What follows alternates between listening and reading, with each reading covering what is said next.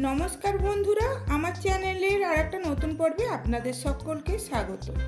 আশা করছি আপনারা সবাই ভালো আছেন, সুস্থ আছেন। আমার আজকের এই মিষ্টি রেসিপিটা ভীষণই সহজ।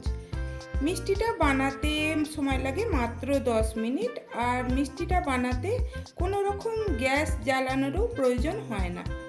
আসুন তাহলে দেখে নেওয়া যাক আমার আজকের এই মিষ্টি রেসিপি।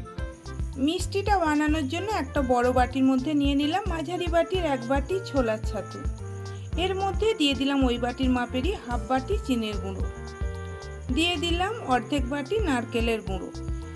যেটা শুকনো নারকেলের গুঁড়ো বাজারে কিনতে পাওয়া যায়, আর না হলে আপনারা শুকনো নারকেলকেও গুঁড়ো করে নিতে পারেন। দিয়ে দিলাম হাফ চা চামচ ছোটো এলাচের গুঁড়ো আর সামান্য একটু অরেঞ্জ ফুড কালার। প্রথমে শুকনো উপকরণগুলোকে ভালো করে মিশিয়ে নেব।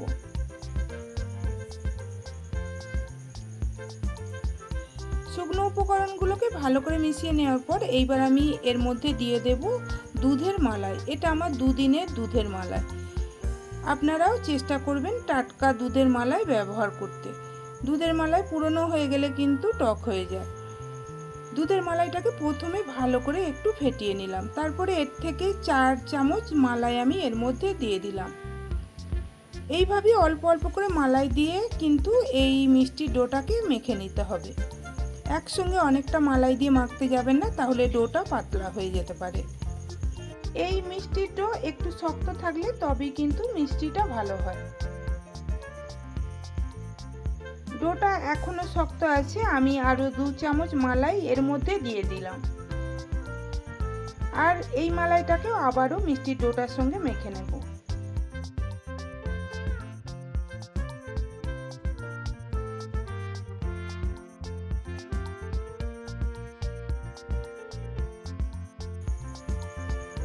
দেখুন মিষ্টির ডো আমার রেডি হয়ে গেছে। এই রকমই একটা সফট ডো বানিয়ে নিতে হবে।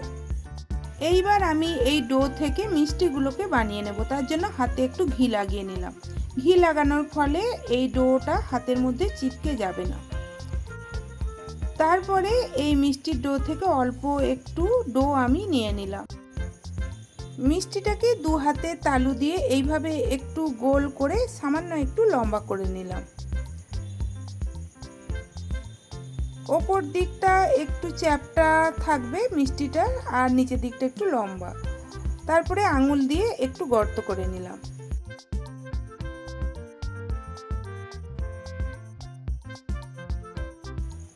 এইবার এই গর্তের মধ্যে আমি দিয়ে দেব একটা লবঙ্গ। দেখুন মিষ্টিটা শেপটা অনেকটা অ্যাপেলের মতো হয়েছে। আমি আর একটা মিষ্টি বানিয়ে আপনাদের দেখাচ্ছি।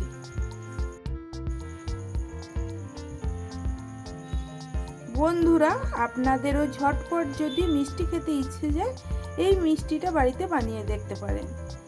ভীষণই সুস্বাদু হয়, আর মিষ্টিটা কিন্তু ফ্রিজের মধ্যে 1 মাস রেখে দিলেও খারাপ হয় না।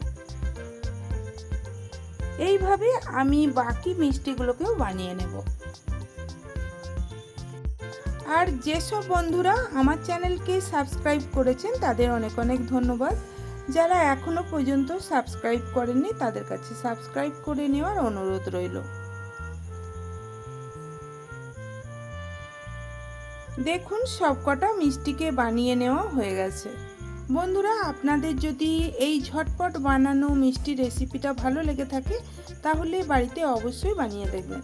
বাড়িতে বানিয়ে থাকলে কমেন্টে আমাকে জানাবেন কেমন হয়েছিল। রেসিপি ভালো লাগলে লাইক করে বন্ধুবান্ধব আত্মীয় পরিজনদের মধ্যে শেয়ার করে দেবেন। আর আমার চ্যানেলটা প্লিজ সাবস্ক্রাইব করে দিয়ে পাশে থাকা বেল নোটিফিকেশান অল করে রাখবেন, যাতে আমি ভিডিও আপলোড করার সাথে সাথে নোটিফিকেশান আপনাদের কাছে পৌঁছে যায়। সবাই ভালো থাকবেন, সুস্থ থাকবেন। ধন্যবাদ।